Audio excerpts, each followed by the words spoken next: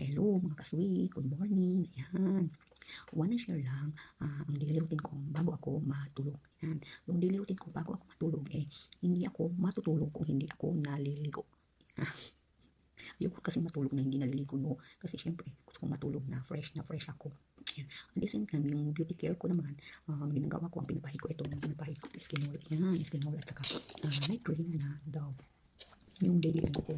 Tapos sa simple lotion, yan lang yung mga ano ko. Siyempre, konting Vaseline sa paa para pampano tanggal ng dryness. Yan. Yun yung mga daily routine ko. And then after that, yung ginagawa ko, siyempre, pag relax na, mag-Facebook, mag-TikTok, yan, bago matulog, yan.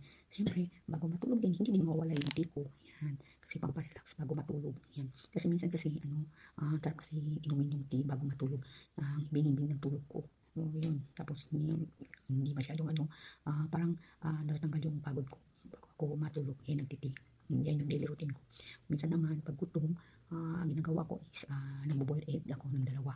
Ayan yung ginagawa ko at kinakain ko pag matulog. Kung gutom lang ako. Pero kung hindi naman ako gutom, little syempre kung meron akong curls dyan, biscuit, ayan, yung kinakain ko, unti-unti lang. Ayan, pampatanggal lang ng gutom ika nga. Yan.